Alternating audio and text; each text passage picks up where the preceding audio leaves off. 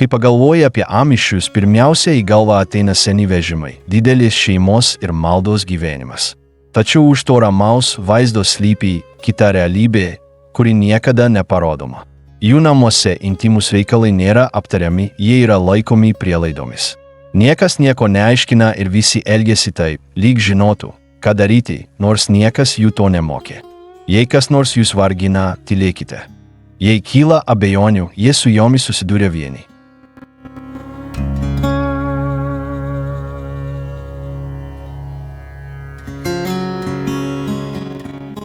Santykiai kuriami be vadovavimo, troškimas paliekamas nuošalyje, emocijoms nelieka vietos. Viskas atrodo veikianti, bet tai, kas nepasakoma, galiausiai viską pažeidžia. Šis dokumentinis filmas nėra skirtas sušvelninti ar teisti. Tai atskleis tik tai, kas buvo slėpta ištisas kartas. Kas nutinka troškimui pasaulyje, kuriame jausmai yra ne vietoje. Sveiki atvykę į Mundarę. Šiandien aš jums parodysiu. Pradėkime.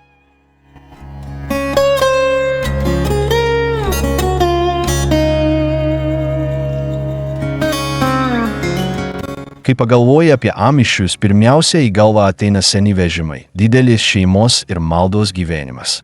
Tačiau už to ramaus vaizdo slypi kita realybė, kuri niekada neparodoma.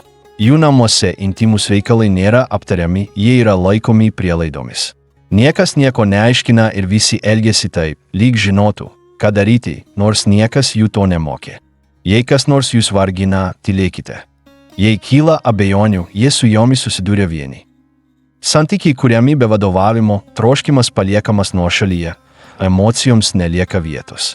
Viskas atrodo veikianti, bet tai, kas nepasakoma, galiausiai viską pažeidžia. Šis dokumentinis filmas nėra skirtas sušvelninti ar teisti. Tai atskleis tik tai, kas buvo slėpta ištisas kartas. Kas nutinka troškimui pasaulyje, kuriame jausmai yra ne vietoje. Sveiki atvykę į Mundarę. Šiandien aš jums parodysiu. Pradėkime.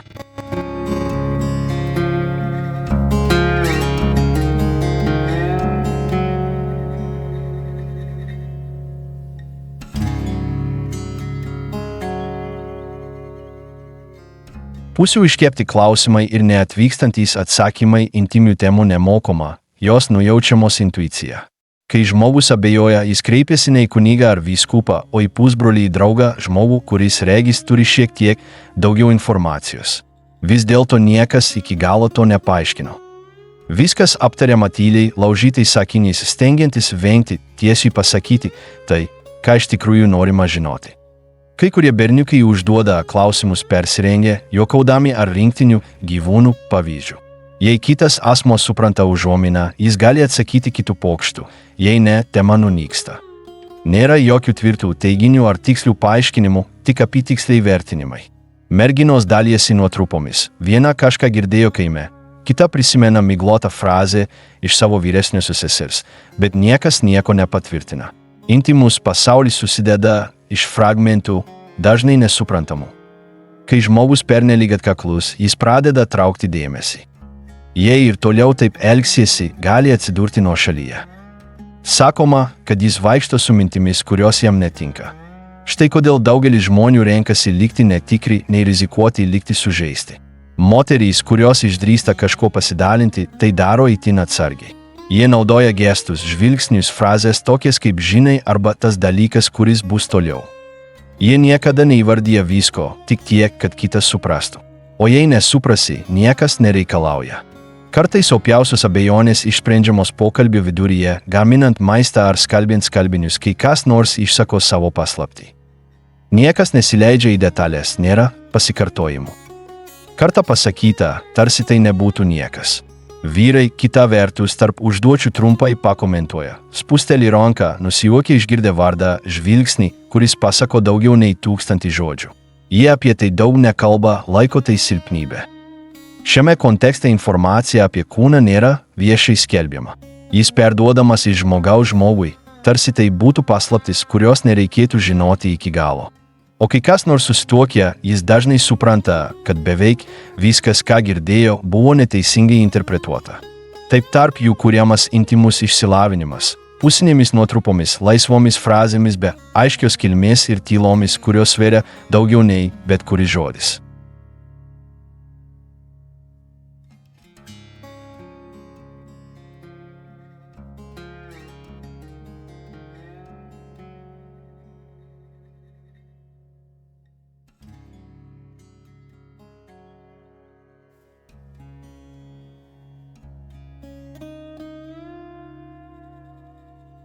Privatumas yra paslėptas, jei yra liudininkų daugelyje amišų namų lankytojo atvykimas visiškai pakeičia įprastą rutiną. Pokalbiai sušvelninami, gestai saikingi, o užduotys atliekamos perdėtai tvarkingai. Tačiau akivaizdžiausia yra tai, kaip išnyksta bet kokie intimumo pėdsakai. Tai, kas įprastomis dienomis jau būdavo paslėpta, dabar yra dar labiau paslėpta. Jei giminaičiai ar pažįstami miega po vienu stogu, pora vengia bet kokio kontakto. Jie neliečia vienas kito, net nežiūri vienas į kitą. Jie dalijasi stalu, meldžiasi, dalijasi užduotimis, tačiau be jokio gesto, rodančio glaudų ryšį. Tai ne gėda, tai įprotis. Niekas neturėtų pastebėti, kas vyksta tarp jų. Kai vizitas trunka kelias dienas, viskas pakoreguojama. Didėja kontrolė, griežtėja taisyklės, nyksta privačios erdvės. Kartais tenka miegoti kitame kambaryje, tvarte ar svetainėje. Artumas liaujasi, net nepasakius. Bet visi supranta. Moterys pasitaiso drabužius, juda atsargiau ir vengia kelti balso. Vyrai kruopščiai derina detalės, garsiai nesijuokia ir nebūna vieni su savo žmonomis. Tomis dienomis intimumas ištrinamas iš žemėlapio. Elgiamasi taip, lyg jo nebūtų. Kai kurios poros pasinaudoja šią pauzę, kad atsiribotų. Jei jau buvo įtampa, kitų buvimas tarnauja kaip pasiteisinimas vengti vieniems kitų. Kiti nuo to kenčia. Jie norėtų akimirką pasikalbėti, bet nežino, kaip to paprašyti nenutraukiant tylos, kurie sukelia vizitas. Ir kai jie pagaliau išeina, rutina grįžta, nors ir ne visada tokie patys. Kartais fizinis kontaktas atrodo priverstinis, tarsi jie turėtų pradėti iš naujo. Kitais atvejais apie tai net neužsimenama. Manoma, kad viskas tęsiasi kaip anksčiau. Įspūdinga, kad niekas nemoko šio elgesio. Nėra jokių raštiškų nurodymų, ką daryti, kai yra svečių. Bet visi greitai tai įsisavina. Jie tai pastebi nuo mažens, mėgdžioja paauglystėje ir be jokių abejonių taiko suaugę. Nes tokiame kontekste intimumas niekada nerodomas. Net ne savo namuose.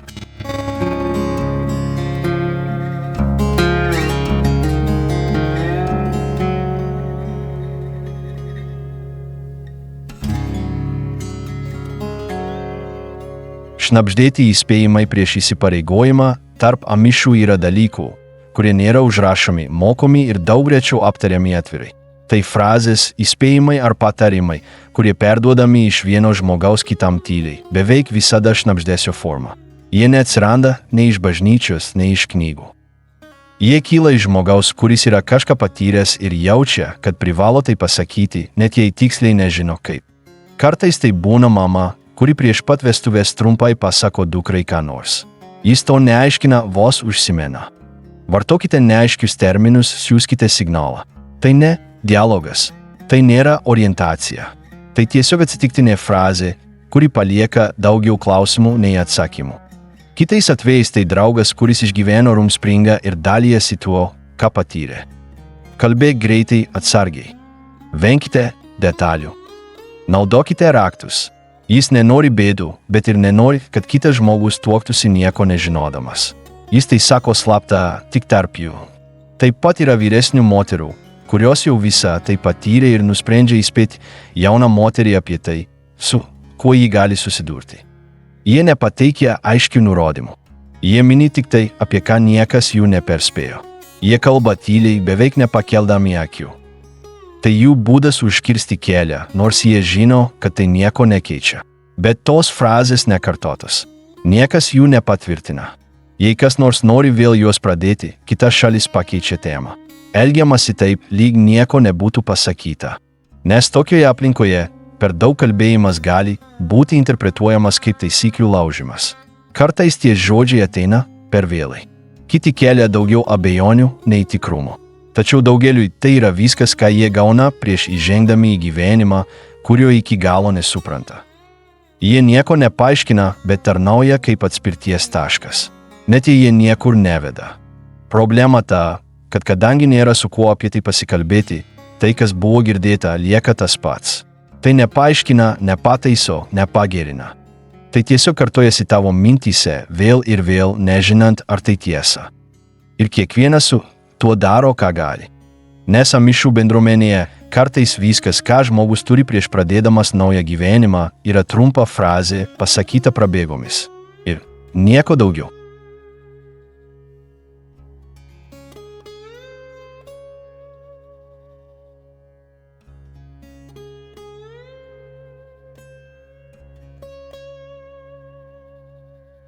Vienintelė vieta, kur jie gali jaustis kiekvienuose Amišų namuose, yra kampelis, kuriame vaikai kelias minutės pasislėpia. Tai nėra draudžiama vieta, bet ir nėra įprasta. Tai galėtų būti tvartas, tuščias kambarys arba rūsio dalis. Būtent čia daugelis paauglių pradeda tyrinėti savo jausmus niekam nestebint. Jie to nedaro iš maišto, jie tai daro todėl, kad neturi kur kitur. Visa diena pilna įsipareigojimų. Tenka kapoti malkas, duoti pieną, siūti, nešti kibirus, kepti į duoną. Viskas daroma grupėje, viskas prižiūrima. Štai kodėl tos trumpos vienatvės akimirkos tampa brangios. Tame kampe jie pagaliau gali pagalvoti, kas jiems darosi. Jie to nesako, bet galima pajusti, kad kažkas pradeda judėti. Kai kurie pasinaudoja tą akimirką, kad paliestų save, be baimės atpažintų savo kūnus. Jie nežino, ar tai negerai, bet neturi ko paklausti. Jie jo neįvardyja. Jie tiesiog tai daro greitai, tyliai, tarsi kažkas, kas vėliau ištrinama. Kiti tiesiog sėdi ir apmąsto, permąsto, ką jautė, kai kas nors į juos pažvelgia kitaip arba kai laukia pamatė ką nors, kas sužadino jų smalsumą. Niekas apie tas erdvės nekalba. Namuose apie juos neužsimenama. Suaugusiesiems jų nėra, bet visi ten ėjo. Kiekvienas turėjo tą slaptą kampelį, kuriame pradėjo pastebėti, kad yra dalykų, kurių nemoko, bet vis tiek jaučia. Tai maža vieta, bet ji tampa transcendentinė. Bėgant metams, tas kampelis apleistas. Jis grįžta prie to, kas buvo. Sandėlis, laiptai, užmirštas kampelis. To nebėra būtina, nes viskas, kas intimu, telpa į rutiną. Bet atmintis išlieka. Ne dėl to, kas ten įvyko, o todėl, kad tai buvo vienintelė vieta, kur niekas nepertraukė to, ką kiekvienas iš mūsų pradėjome atrasti. Iš tos akimirkos nieko neliko. Be komentarų. Bet beveik kiekvienas, jei rimtai paklaustų, galėtų tiksliai pasakyti, kur yra jo kampelis.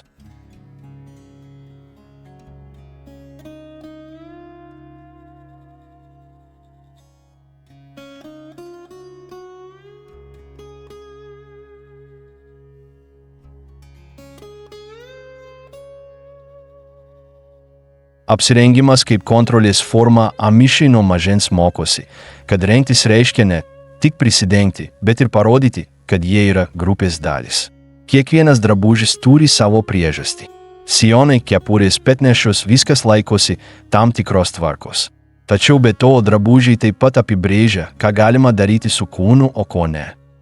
Moterys turėtų dėvėti ilgas sukneles ir įprijuostės dengiančias kaklą. Nėra žemų iškirpčių, trumpų rankovių, aptemptų audinių. Viskas laisva, be kontūrų. Jei kas nors juda kitaip arba vaikšto laisviau, žvilgsniai užplūsta greitai. Idėja yra vengti bet kokio dėmesio nei kūnų, nei gestais. Vyrai taip pat turi aiškias taisyklės. Jokio aptemptų marškinėlių ar modernių kelnių. Drabužiai turėtų būti funkcionalūs ir diskretiški. Jei kas nors sugalvoja ką nors kitą, komentarų netrunka laukti. Balsas nėra pakeltas, bet subtilios išraiškos ar frazės pasako viską. Po tais drabužiais daugelis mano, kad nėra vietos, kur galėtų pritraukti ar jaustis geidžiami. Merginos rengiasi ne tam, kad įtiktų, tam, kad vaidintų. Berniukai nesiekia išsiskirti, tik pritapti. Geismas slypi sagose, užtrauktukuose ir storuose audiniuose. Rumspringo metu kai kurie išbando kitus drabužius. Jie dėvi džinsus, marškinėlius, dailias sukneles. Namuose jie apie tai neužsimena. Jie tai daro lauke, slapta, kai niekas nemato. Iš pradžių jie jaučiasi nepatogiai, vėliau šiek tiek laisviau. Bet kai grįši, viskas bus išsaugota. Nauji kailiai ir įprastas grįžta į kūną. Niekas nesako, kaip drabužiai veikia intimumą. Nesakoma, kad tai taip pat užgesina troškimą ar sukuria atstumą. Bet taip nutinka. Tai ne tik apima, tai ir riboja. Ir nors tai gali atrodyti kaip nedidelė detalė, daugeliui tai tampa dar vienu būdu atsekti tai, ką galima pajusti. Kai kas nors paskutinį kartą nusivelka tuos drabužius, tai ne visada daro iš maišto. Kartais tiesiog norisi patirti, ką reiškia būti savo kūne be daugybės taisyklių.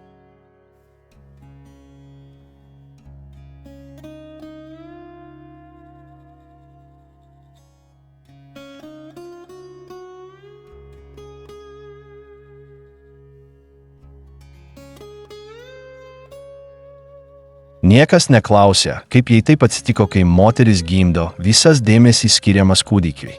Atvyksta lankytojai, kitos moterys padeda, o vyrai komentuoja naująjį šeimos narį. Bet niekas nesustoja paklausti, kaip jai sekasi. Daroma prielaida, kad sunkioji dalis jau praėjo ir dabar tai reikia judėti toliau. Po gimdymo daugelis moterų jaučiasi kitaip. Tai ne tik nuovargis ar skausmas. Tiesiog kūnas nebereaguoja vienodai. Vieni jaučiasi nejaukiai, kiti atmeta bet kokį kontaktą. Bet apie tai nediskutuojama. Rutina greitai grįžta, tarsi niekas nebūtų pasikeitę. Per kelias dienas jie jau gamina maistą, tvarko namus ir rūpinasi kitais savo vaikais. Jei kas nors pasiskundžia, jam iš karto pasakoma, kad tai normalu, kad visi tai patyrė, kad jie tiesiog turi su tuo taikstytis. O kadangi nėra vietos tam išreikšti, viskas sandėliuojama. Vyras beveik visada irgi neklausia. Jis tiki, kad laikui bėgant viskas grįš į įprastas vėžes. Jis nepastebi, ar jį pasikeitė. Ir jei pastebėsite, manykite, kad tai praeis. Tai ne meilės trūkumas. Jis niekada neišmoko žvelgti toliau. Kai kurios moterys mano, kad jei nusistatys ribas, atrodys blogai. Kiti bando, bet neranda būdo tai pasakyti. Taigi, tai, ką jauti, neturi formos. Jie tiesiog žino, kad kažkas pasikeitė, bet nežino, ar gali tai paminėti. Laikui bėgant, kai kurios poros išsiskiria. Diskusijų nebūna, bet dialogo irgi nėra. Jis mano, kad jį jo nebemyli. Ji mano, kad jis nesupranta. Ir tame tylos kryžkelėje prarandamas artumas. Kai kurie bando atgauti kontrolę. Jie pertvarko savo rutiną, paprašo daugiau erdvės ir pasikalba su draugu, kuris išgyveno tą patį. Jie neieško magiškų sprendimų, tik šiek tiek palengvėjimo. Net jei tai vyksta tyloje. Niekas nesako, kad po gimdymo intimumui taip pat reikia laiko. Kad ne viskas iš karto grįžta. Kad yra kūnų, kuriems reikia daugiau laiko. Kad norai nėra lygus. Ir visa tai svarbu, net jei niekas apie tai neužsimena.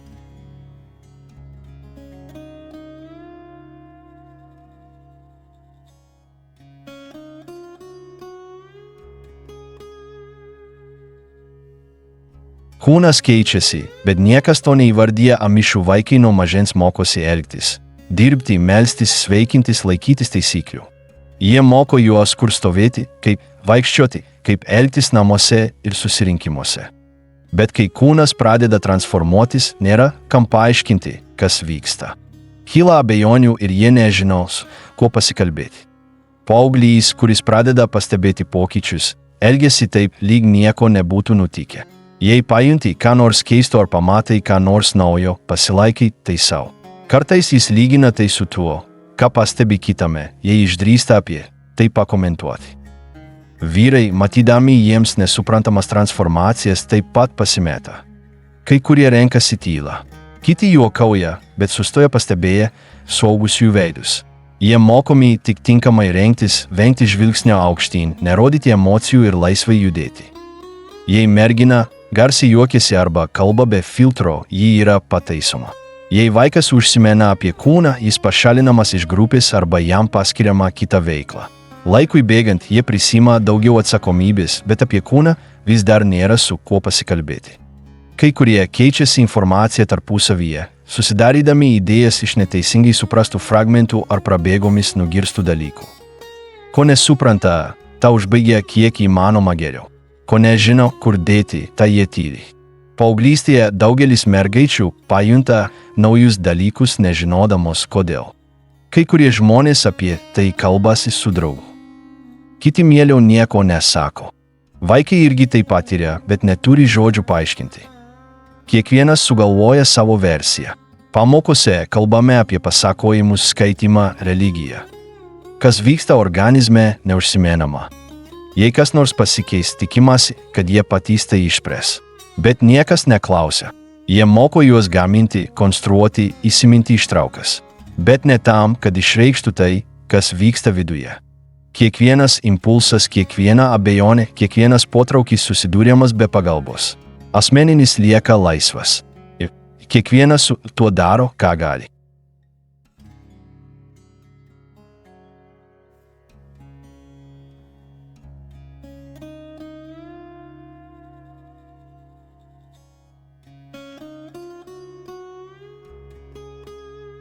Žalos slopinimas siekiant išsaugoti vaizdą, kai kažkas kelia grėsmę amišų bendruomenės taikai, atsakas ne visada reiškia bausmę.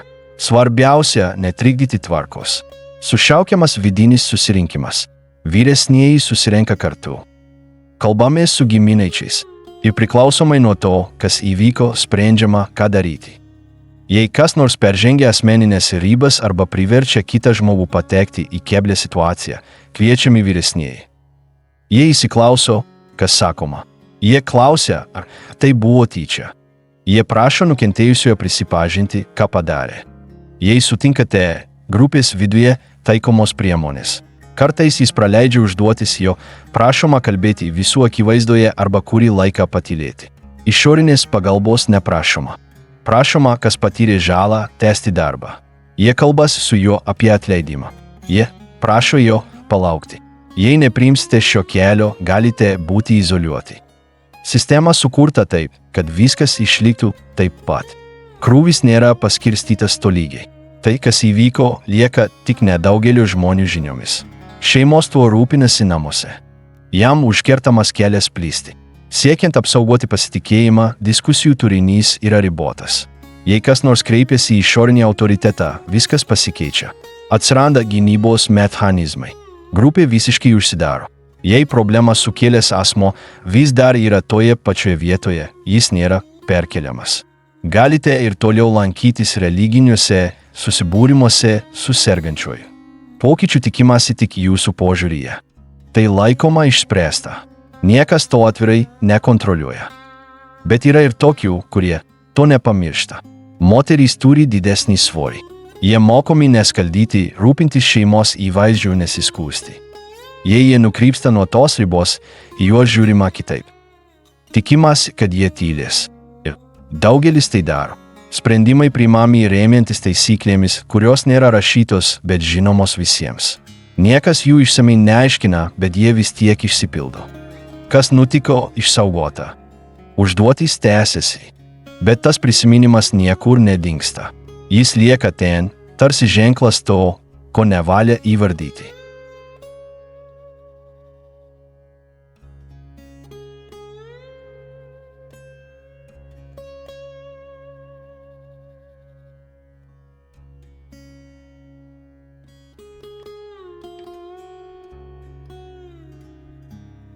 Tylus spaudimas nebūti tėvais amišų gyvenime, vaikų turėjimas nėra pasirinkimas, tai beveik pareiga. Tikimasi, kad kiekviena pora sukurs didelę šeimą. O kai taip nenutinka, niekas garsiai to neužsimena, bet visi pastebi. Kūdikio gimimas yra kelionės dalis. Jei taip neatsitiks, viskas pradės atrodyti ne savo vietoje. Poros, kurios po kurio laiko nesusilaukia vaikų, pradeda sulaukti švelnių frazių. Pasiūlymai, kurie atrodo malonus, bet sukelia spaudimą. Komentarai apie kantrybę, apie pasitikėjimą. Išvaizda keičiasi. Vizitai kupini užuominų. Viskas darosi nejauku, net jei niekas to tiesiai šviesiai nesako. Moterys turi didesnį svorį. Net jei niekas jų nekaltina, daugelis jaučiasi kalti. Kai kurie bando užimti kitas erdves, padeda su sūnėnais, bendradarbiauja kitose namuose ir visiškai atsiduoda grupinėms užduotims. Bet tuštuma juntama. Nebuvimas yra. Vyrai tai irgi suvokia. Tėvystė skatina grupės narių tarpusavio supratimą. Tie, kurie nėra, yra palikti nuošalyje. Jie turi mažiau nuomonių. Jie nėra kviečiami priimti svarbių sprendimų.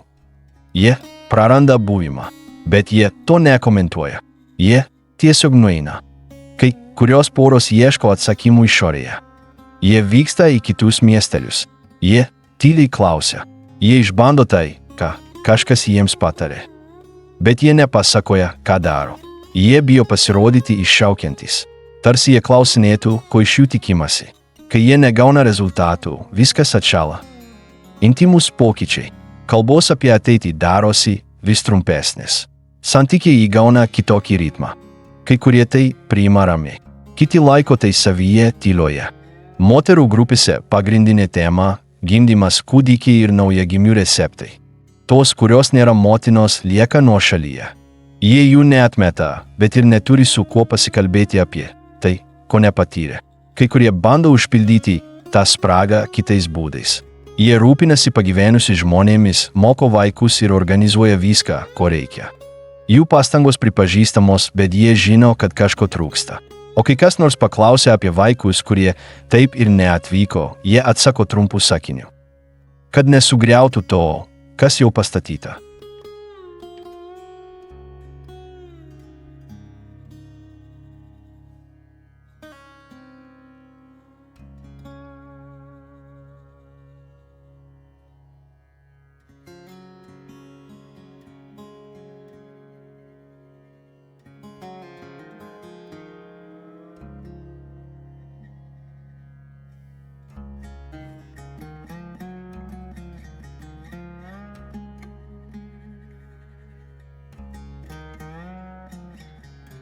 Taisyklės paslėptos po paklodėmis kasdienėme gyvenime viskas, ką darai, vadovaujasi taisyklėmis.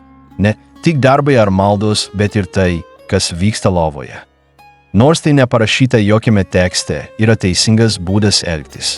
Net ir intimumo santykiuose yra būdas, kuriuo tikimasi.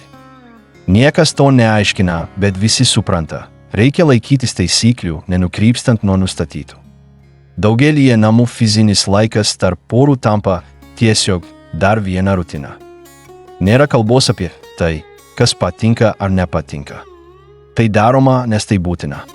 Jei kas nors siūlo pakeitimą, tai sukelia diskomfortą. Jei tai rodo ką nors kitą, tai kelia nerimą. Įprastas suteikia ramybę. Naujovė atrodo kaip nereikalinga rizika. Kai kurie vyrai elgiasi taip, lyg žinotų, ką daro, bet niekada neklausia, ar tai gerai. Jie kartoja tai, kas jų manymų tinkama. Moterys dažnai tiesiog lydi. Ne todėl, kad jie to nori, bet todėl, kad nežino jokios kitos išeities. Nėra vietos sakyti ne, taip arba aš norėčiau kitaip. Jei nepasakyta, vadinasi nėra. Keliose bendruomenėse galioja taisyklės, draudžiančios tam tikrus gestus ar pozas. Jie laikomi netinkamais. Jei kas nors bandys ką nors panašaus, tai gali būti smerkiama. Nesvarbu, ar tai buvo privačiai. Jei tai komentuojama, tai svarbu. Nėra erdvių, kuriuose galėtumėte mokytis. Niekas tavęs nemoko, kaip užmegzti patogius santykius. Korporalas suprantamas kaip pareiga, o ne kaip kažkas bendro ar sąmoningo. Būdas kartojamas todėl, kad jis yra priimamas, o ne todėl, kad veikia. Kai kurios moterys tyliai pastebi, kad joms kažko trūksta. Jie norėtų mokėti tai kalbėti, bet jie nežino, kaip pradėti tą pokalbį. O kadangi vyrai šio klausimo taip pat nekelia, jis lieka ratu be atsakymo. Bažnyčioje tas klausimas neliečiamas. Paminėta pagarba, įsipareigojimai, šeima. Tačiau niekada nekalbama apie tai, kas nutinka, kai du žmonės kasdien dalijasi lovą, nejausdami tikro ryšio. Nėra jokių nurodymų. Niekas neklauso. Yra tik mintis, kad viskas bus gerai, jei viskas bus daroma kaip įprasta. Laikui bėgant, fizinis aktyvumas tampa tiesiog dar viena rutina. Kažkas, kas padaryta, įvykdyta ir pamiršta. Susidomėjimas dingsta. Artumas tampa mechaniniu gestu. Niekas to nesako, bet abu tai pastebi. Ir taip, be protestų ar šūksnių, nerašytos taisyklės toliau karaliauja. Net ir ten, kur turėtų būti laisvė, vyrauja principas taip ir turi būti. O tai, kas turėtų vienyti, galiausiai tampa kita papročio dalimi.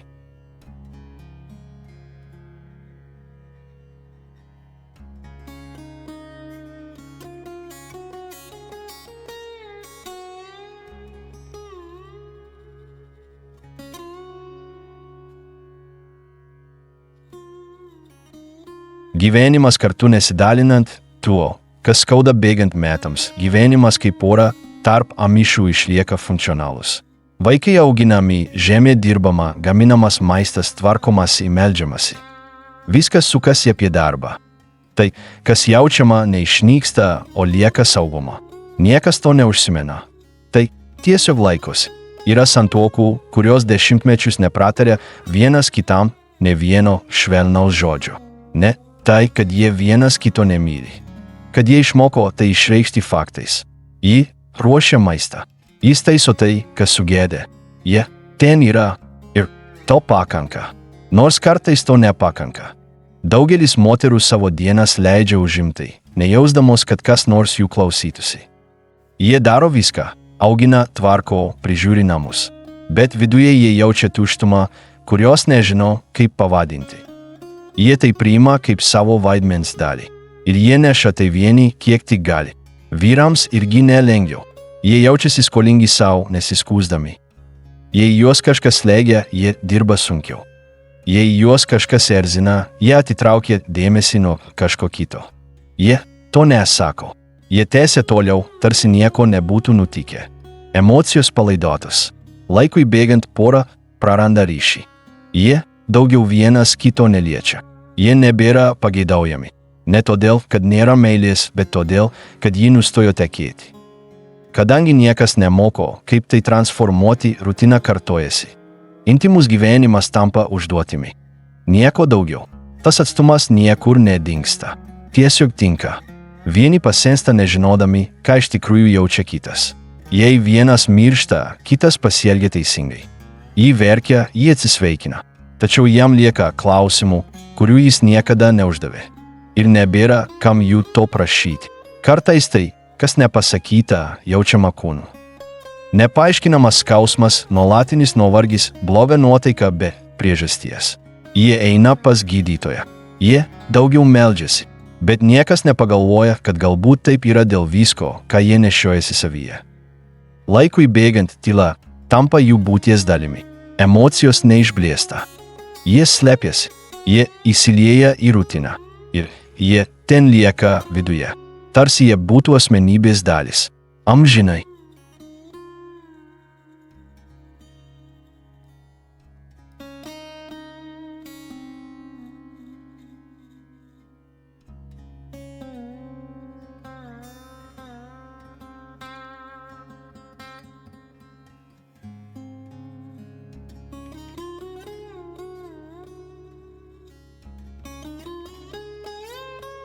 Išimtys, kurios nutraukė tylą amišų pasaulyje, buvo žmonių, kurie išdrįso prabilti.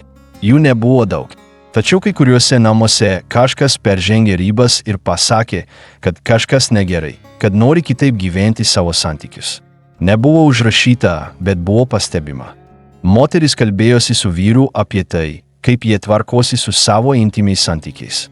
Ji tai pasakė vieną vakarą, ramiai nekeldama balso. Jis nežinojo, ką atsakyti. Jis nustebęs nutilo, bet nuo tada viskas pradėjo keistis. Ryšys nenutrūko, bet pasikeitė būdas išklausyti vienas kitą. Kitose šeimose kažkas eidavo pas vyskupą. Tai nebuvo noras kaltinti, o noras pasakyti, kad santuoka neveikia. To, o meilumo nepakako. Kartais jie sulaukdavo supratimo. Kartais ne, bet įprotis apsimesti, kad viskas gerai, vis tiek buvo sulaužytas. Rumspringa metu kai kurie jauni žmonės atrado kitokį būdą kalbėti apie kūną, geismą ir meilę. Kai kurie grįžo, kiti nusprendė negrįžti. Išeinantieji žinojo, kad tai, kas visada buvo tylima viduje, buvo pasakyta laukia. Ir jie taip pat suprato, kad nebenori laikytis tų taisyklių. Moteris pasirinko likti viena. Ne todėl, kad kas nors jos norėjo, bet todėl, kad ji nebenorėjo taip gyventi. Jis laikėsi savo rutinos, dirbo, dalyvavo susirinkimuose. Jis kaip visada atliko savo pareigas, bet be partnerio. Buvo sakoma, kad jie keistai į ją žiūrėjo, bet niekas jai tiesiai šviesiai nieko nesakė. Taip pat buvo tėvų, kurie išdrįso kalbėti su savo vaikais apie kūną. Jokių knygų, jokio šurmulio. Jie paminėjo tik būtiniausius dalykus.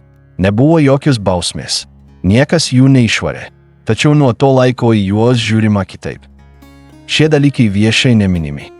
Jie nepasirodo maldose ir nėra aptariami susirinkimuose. Bet jie lieka. Gestais, atskiromis frazėmis, akimirkomis, kurios laužo paprotį. Darant kažką kitaip, viskas nepasikeičia. Kartais tai darantį žmogų palieka labiau vienišą, labiau sutrikusi. Bet tai taip pat atveria kelią. Sakinys gali žymėti prieš ir po. Be baimės pasakytas skundas gali palikti kažką naujo. Kiekvieną kartą, kai kas nors pasako tai, ko visada vengta, atsiveria plyšys. Per ten patenka šiek tiek oro. Ne tam, kad viską griautumėte. Kad ir kitas vieną dieną galėtų atsikvėpti.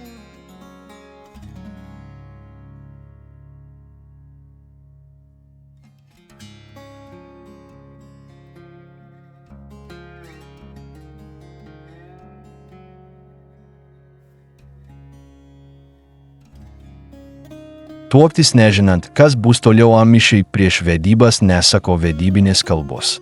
Nėra jokių patarimų ar susitikimų, kurie paaiškintų, kas bus. Visko išmokstama einant. Tačiau kalbant apie intimius reikalus, šis krypties trūkumas tampa problema, kurios daugelis net nežino, kaip įvardyti. Jaunas vyras sustuokia, niekada nepasikalbėjęs apie tai, ko nori. Mergina išteka nežinodama, ko iš jos tikimasi, išskyrus vaikų gimimą. Niekas jų nemokė bendrauti, išklausyti kitų ar išsakyti, kas jiems nepatinka. Viskas prasideda be instrukcijų. Aklas, per pirmąsias kelias savaitės daugelis jaučiasi dezorientuoti. Kai kurie pakartoja tai, ką pastebėjo per rumspringą. Kiti tiesiog daro tai, ką jų manymu turėtų daryti. Jei yra diskomfortas, apie tai nekalbama. Jei yra baimė, jis slepiasi. Nėra kur paklausti. Kai kyla pirmoji trintis ar sumišimas, reakcija būna intensyvesnė. Daugiau maisto gaminimo. Laikas pildosi. Meilė užmaskuota kaip rutina. Seksualinis aspektas įtrauktas į kalendorių. O kas tau trukdo, tas ir lieka. Laikui bėgant, kai kurios poros pradeda vengti viena kitos. Ne todėl, kad jie vienas kitą atstumia, o dėl atsiribojimų. Jie neieško vienas kito, neliečia vienas kito. Jie atlieka tik tai, kas paskirta. Kadangi niekas jų neišmokė apie tai kalbėti, jie mano, kad tai normalu. Nėra jokių pamokų, nėra knygų, nėra pavyzdžių. Vienintelė nuoroda yra tyla. Ir nuo to laiko kiekvienas prisitaiko, kaip gali. Kartais su kantrybe, kartais su skausmu. Kai kurie žmonės išdrįsta užduoti klausimą, bet gauna trumpus atsakymus. O tai suprasi. Nereikia tiek daug sakyti. Ir to pakanka. Nors viduje viskas lieka tas pats. Kultūroje, kurioje viskas išmokstama veikiant, intimumas lieka nuošalyje. Nėra žemėlapio, nėra žodžių, tik repeticija. Ir klaida. O kai vienas iš jų daugiau nebegali, kartais jie atsiriboja ir nepasitraukia. Jie vis dar gyvena po tuo pačiu stogu, bet nebemato vienas kito tuo pačiu žvilgsniu. Nes niekas jų nemokė, kad jie taip pat turi išmokti mylėti save. Ne, tik laikytis. Amišų seksualinis gyvenimas grindžiamas griežtomis normomis, pasikartojančių elgesių ir aiškiai apibrėžti šeimos vaidmenimis. Nuo paauglystės jauni žmonės apie kūną, meilę ir intimumą mokosi ne per formalų išvietimą, o tyliai stebėdami namuose ir bendruomenėje. Daugiau nei 90% amišų bendruomenių savo mokyklose ar religinėse aplinkose neįtraukia jokio aiškaus lytinio švietimo. Seksas suprantamas kaip santuokos dalis, o ne kaip asmeninė saviraiškos erdvė. Intimus dalykas įtraukiamas į rutiną su stipriu pareigos jausmu. Seksualiniai santykiai tarp sutuoktinių paprastai vyksta cikliškai ir nuspėjamai, retai kada jiems įtakos turi spontaniškas troškimas. Pagrindinis tikslas yra dauginimasis. Neatsitiktinai daugelis amišų šeimų turi nuo 8 iki 12 vaikų, o kai kuriais atvejais iki 15. Šis didelis gimstamumas yra tiesiogiai susijęs su religiniu požiūriu, kuris vaisingumą laiko dievišką palaimą ir bendrą atsakomybę. Namuose meilės demonstravimas atliekamas santūriai. Glamonės, apkabinimai ar romantiški gestai paprastai nėra išreiškiami kitų akivaizdoje, net ir vaikų akivaizdoje. Daugelyje santuokų emocinis ryšys yra pavaldus kasdienėms užduotims, o fizinis tampa pasikartojančių veiksmų, o ne susitikimų erdvė. Daugelyje bendruomenių tam tikros intymios praktikos netgi yra nerekomenduojamos kaip netinkamos, nors nėra jokių rašytinių taisyklių draudžiančių jas. Dėl tiesioginio dialogo šiais klausimais stokos daugelis porų susidūrė su painiava ar nusivylimu, neturėdamos priemonių jiems išspręsti. Kontekstuose, kur tyla saugo tvarka, emocijos taip pat yra slopinamos. Ypač moterys yra auginamos būti prieinamos be jokių klausimų, o vyrai mokomi paklusti, nebūtinai suprasdami, ką patiria kitas šalis. Šioje aplinkoje troškimas įgauna netiesioginės formas. Emocijos išreiškiamos tarnystės veiksmais, o ne žodžiais ar fiziniais gestais. Harmonija palaikoma vengiant konfliktų, o bet koks bandymas pakeisti nusistovėjusią pusiausvyrą gali būti vertinamas kaip pagarbos grupiai pažeidimas. Amišų seksualinis gyvenimas nėra patiriamas kaip asmeninis siekis, o kaip funkcinis didesnės struktūros, santuokos, bendruomenės ir tradicijų komponentas.